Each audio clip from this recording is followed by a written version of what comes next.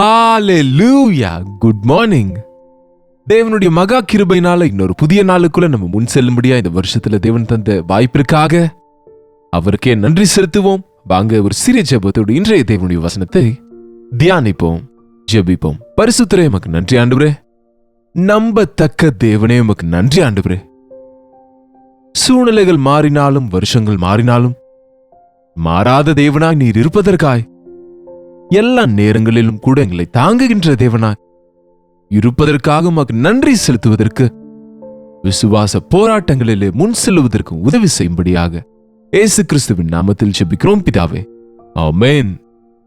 தேவனுக்கு ஸ்தோத்திரம். எப்படி இருக்குங்க? Happy new year. ஏதோ வழக்கமா ஹாப்பி நியூ இயர் என்கிறோம். ஆனா நம்ம கவனிச்சு பார்த்தால் ஒரு சிலர் என்ன ஹாப்பி நியூ இயருங்க,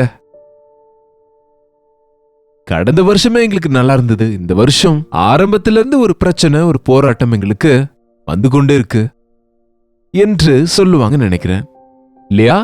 இன்றைக்கு நம்ம செய்திகளை கேட்டா அது ஏதோ நோய்கள் வருதாம், புதிய கோவிட் போல வருதாம், புதிய நோய்கள் வருது, ஆபத்தாக இருக்க போது, லாக்டவுன் சிச்சுவேஷன் போல வந்தாலும் வரும்ங்கிறாங்க. இப்படிப்பட்ட செய்திகள் நாமும் வாழ்க்கையில சந்திக்கக்கூடிய தனிப்பட்ட போராட்டங்கள் மற்றும் பொருளாதார நெருக்கடிகள், சிலருக்கு உண்மையிலேயே உட்கார்ந்து யோசித்து பார்த்தா போன வருஷம் ஜனவரி முதல் மாதத்திலேயே நன்றாயிருந்தோம், இந்த வருஷம் ஆரம்பத்திலேயே எங்களுக்கு கஷ்டங்களே என்று சொல்லுவாங்க நினைக்கிறேன். ஆமாவா இல்லையா? எஸ். யோபுவின் புத்தகத்திலே 29ஆம் அதிகாரத்திலே 2வது வசனத்திலே யோபு சொல்லுகிறார் பாருங்க, சென்று போன மாதங்களில் இருந்தது போல இப்பொழுதிருந்தால் நலமாயிருக்கும். பூர்வ காலங்களில் இருந்தது போல, சென்ற மாதங்களில் இருந்தது போல நான் இருந்தால் நலமாயிருக்கும். இந்த புதிய வருஷத்தை, இந்த புதிய மாதத்தை, இந்த புதிய நேரத்தை விடவும் சென்று போன காலங்கள் என் வாழ்க்கையில் நல்லா இருந்தது. நிச்சயமா புதிய வருஷம் வந்ததுனால மாத்திரம் நமக்கு எங்கேயும் எல்லாம் புதுசா கிடைச்சிரும் என்று கேரண்டி ஒன்னும் இல்லையங்க. எல்லாருடைய வாழ்க்கையிலும் புதிய வருஷம் என்பது ஒரு ஆசீர்வாதமான வருஷம் என்பது போல இருக்க முடியாது, இல்லையா? எதற்கு இந்த வருஷம் ஆரம்பத்திலிருந்து நமக்கு ஏன் போராட்டங்கள் வருகிறது? யோபு சொல்லுகிறாரு, சென்று போன மாதங்களில் நான் இருந்தபடி இருந்தால் நலமாயிருக்கும். தேவன் என்னை காப்பாற்றி வந்த நாட்களிலும் எனக்கு உண்டாயிருந்த சீர் இப்போது இருந்தால் எனக்கு எவ்வளவோ நலமாயிருக்கும். தேவன் என்னை காப்பாற்றின வருஷங்களிலே எனக்கு வியாதி இல்லை, எனக்கு பொருளாதார பிரச்சனை இல்லை, எனக்கு குடும்ப பிரச்சனைகள் இல்லை, எனக்கு போராட்டங்கள் இல்லை.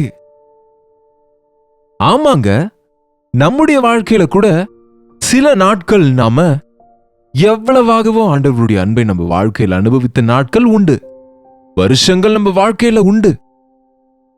தேவன் நமக்கு துணையா இருந்ததினால எல்லாமே நிறைவாக இருந்தது. சாதாரணமா இப்படி நினைப்போம்லங்க, கஷ்டம் வந்தவுடனே தேவன் கைவிட்டுட்டாரோ என்னமோ, பாடுகள் வந்தா நான் என்ன பாவம் செய்தேனோ, நான் ஏதாவது தப்பு செய்தேனோ என்னமோ, நான் தேவனை துக்கப்படுத்தினேனோ என்னமோ என்று மென்மையான மனசாட்சி உடையவங்க எப்பொழுதும் சொல்லுவதை நான் கேட்டிருக்கிறேன், பார்த்திருக்கிறேன், அனுபவிச்சிருக்கிறேன். நானும் ஒரு சில முறை சொல்லுவேன், என்ன ஆச்சு எனக்கு? ஏன் இந்த குறைவு? ஏன் இந்த குறைச்சல்? ஏன் இந்த பிரச்சனை? தேவன் ஏதாவது நாம துக்கப்படுத்திட்டோமா? தேவனுக்கு தூரமாகிட்டோமா? நம் வாழ்க்கையில ஏன் பிரச்சனைகள் வருகிறது? நிச்சயமா நம்ம பிரச்சனை காரணம் நாம தான். அதுல முக்கிய காரணம் நம்ம பாவம் தாங்க. ஆனா எல்லா நேரமும் அப்படி இல்லாம இருக்கலாம். சில முறை நம்மை தேவன் ஆசீர்வதித்துக் கொண்டே இருக்கும்போது மிகுந்த உயர்ந்தவங்க ஆகிட்டா இன்னும் தேவனை நினைப்போமா? நம்ம எல்லாம் கொடுக்கும் தேவன் அப்பப்போ நமக்கு சில பரீட்சைகளையும் வைப்பாரு, இல்லையாங்க? நீங்க காலேஜ்ல ஜாயின் பண்ணும்போது உங்களுக்கு நல்ல வண்டி வாங்கி கொடுக்கறாங்க, நோட் புக்ஸ் வாங்கி கொடுக்கறாங்க, யூனிஃபார்ம் வாங்கி கொடுக்கறாங்க, உங்களுக்கு காலேஜ் ஃபீஸ் கட்டுக்கிறாங்க. உங்களை ரொம்பவும் எங்க பையன் காலேஜ்ல படிக்கிறான், என் பையன் அமெரிக்கால படிக்கிறான் என்று உங்களை பெருமைப்படுத்துகிறாங்க. பின்பு அவ்வளவு செய்த பிறகு உங்களுக்கு ஒரு பரீட்சை இருக்கும்ல, உங்க திறமை என்னமோ உங்க எக்ஸாம்ஸ்ல உங்களுடைய பர்ஃபார்மன்ஸ் எப்படி இருக்குமா அதை வைத்தே உங்களுடைய தகுதியை நீங்க நிரூபிக்க முடியுங்க. பரீட்சை இல்லாதவருக்கு எல்லாரும் பாஸ் தாங்க. பரீட்சை வந்தாதான் ஃபெயிலா பாஸா என்பது தெரியுங்க. அது பரீட்சை எழுதும் அவங்களுக்கு மட்டுமே கிடையாது, நமக்கு கூட ஆவிக்குரிய பரீட்சை இருக்கு. ஆவிக்குரிய விதத்துல தேவன் நம்மை பரிசோதித்து நம்ம ஆழ்மனதில் இருக்கும் விசுவாசம் எவ்வளவோ அவிசுவாசம் எவ்வளவோ என்று தெரிந்து கொள்ள விரும்புவாரு.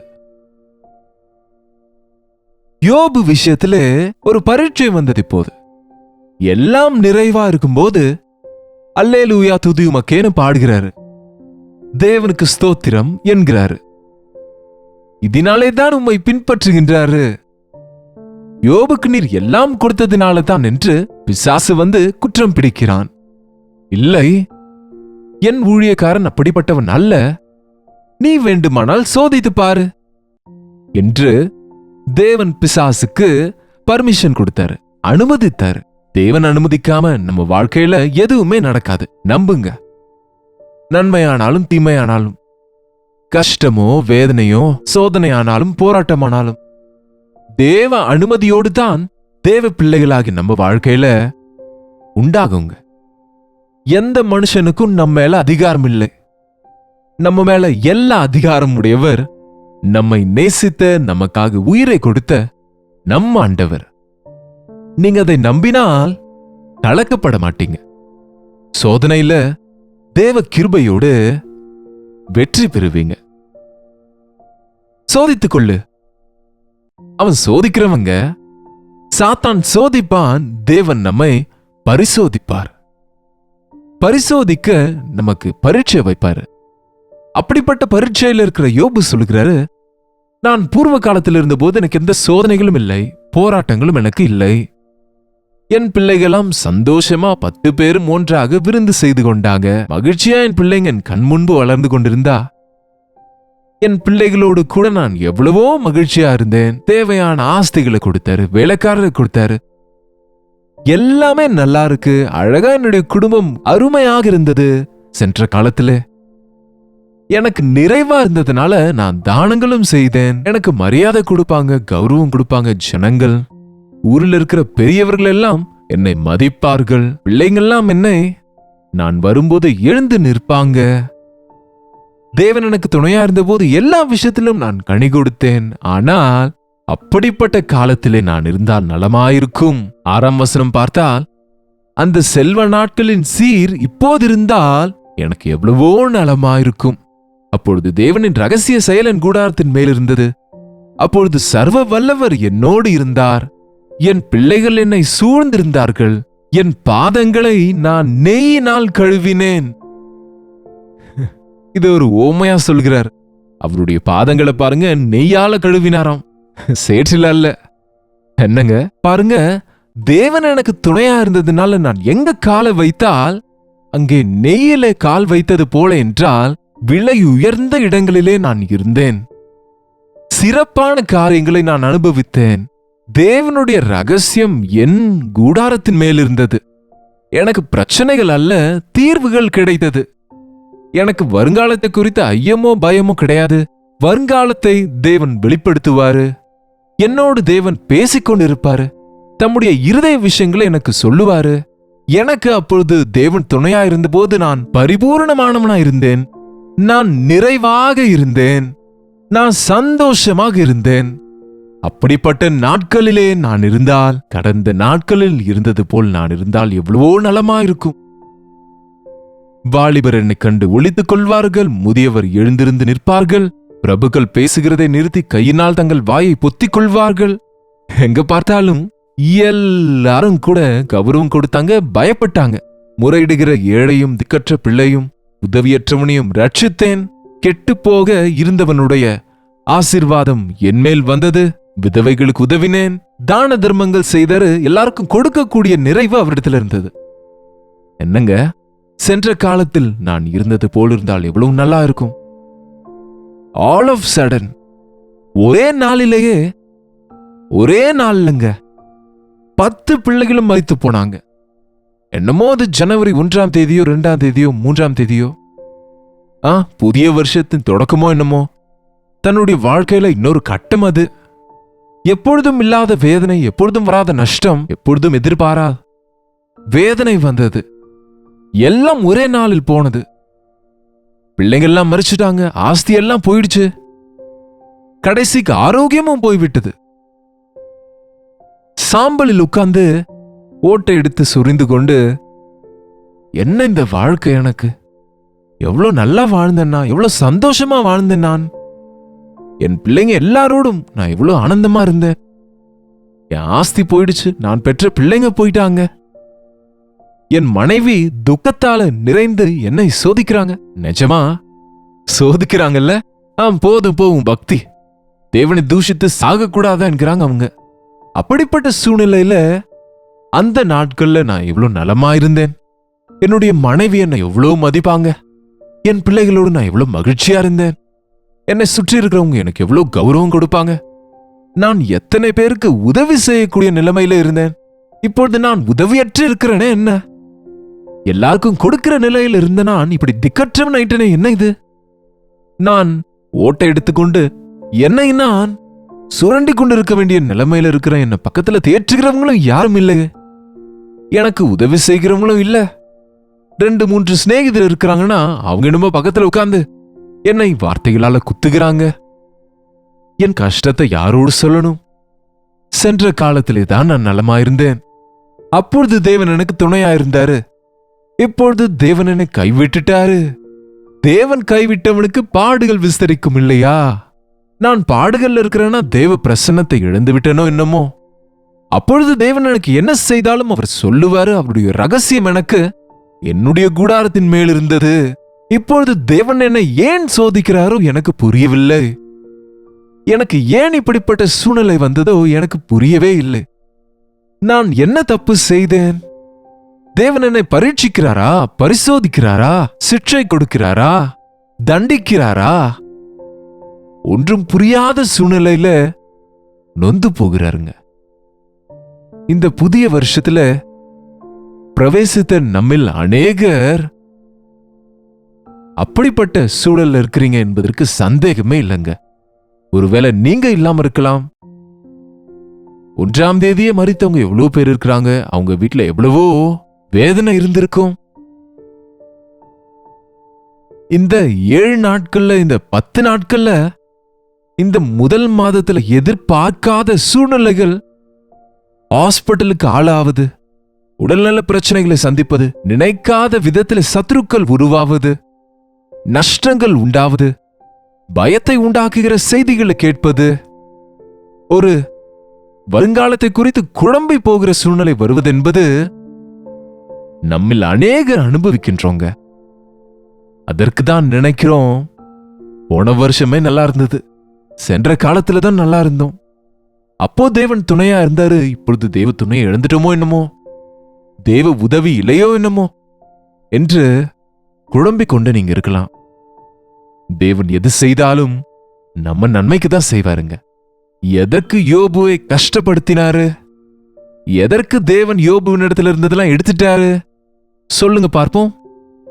புதியதை கொடுப்பதற்கு, ரெட்டிப்பாக கொடுப்பதற்கு, இன்னும் அதிக உன்னத நிலைக்கு அவனை உயர்த்துவதற்காகங்க.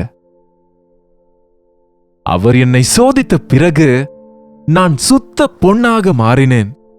கடந்த வருஷ பக்தியை விட உன் பக்தி இன்னும் மேன்மையாக வேண்டும் என்று, போன வருஷம் இருந்த விசுவாசத்தை விட உன்னுடைய விசுவாசம் இன்னும் அதிகமாக வேண்டும் என்று, கடந்த வருஷம் நீ தேவன் மேல வைத்திருந்த நம்பிக்கையை விட நீ அதிக நம்பிக்கையை கொண்டிருக்க வேண்டும் என்று, தேவன் எப்போதும் தீங்கு செய்கிறவர் அல்ல, நன்மை செய்பவரே என்று உன் வாழ்க்கையில நிரூபிக்க வேண்டும் என்று தேவன் உன்னை சில சோதனைகள் வழியாய், போராட்டம் வழியாய் அனுப்புகின்றார்.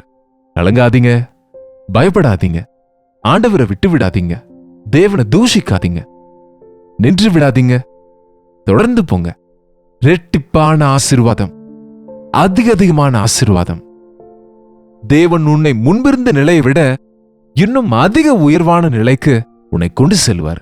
நீ எங்கே வெட்கப்பட்டாயோ, எங்கே நீ அவமானங்கள் படுகிறாயோ, எங்கே நீ தலை குனிய வேண்டியது இருக்கோ, அங்கேயே உன் தலையை உயர்த்துகிறவரா இருக்கிறார். ரெட்டிப்பான கனத்தை தருவேன் என்கிறார். நம்புங்க. இந்த வருஷம் உனக்கு துக்கமான வருஷம் அல்ல. உன்னை டிப்ரெஷனுக்குள்ள கொண்டு செல்கிற வருஷம் அல்ல. உன்னை கீழே இறக்குகிற வருஷம் அல்ல.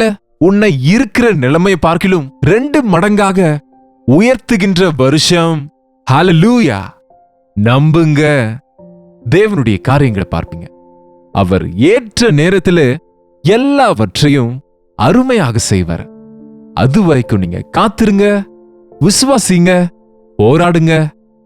தேவனிடத்துல, கர்த்தரிடத்துல மகிழ்ச்சியா இருங்க. கர்த்தர் கொடுத்தார், கர்த்தர் எடுத்துக்கொண்டார். எனக்கு இருப்பதெல்லாம் அவர் கொடுத்ததே. அதை எடுத்துக்கொண்டால் எனக்கு எப்பொழுதும் தேவன் அநியாயம் செய்ய மாட்டார். அவர் என்னிடத்திலிருந்து ஏதாவது எடுத்து விட்டால் எனக்கு அதிகமாக கொடுப்பார், இரட்டிப்பாக கொடுப்பார், நிறைவை கொடுப்பார் என்று விசுவாசிங்க.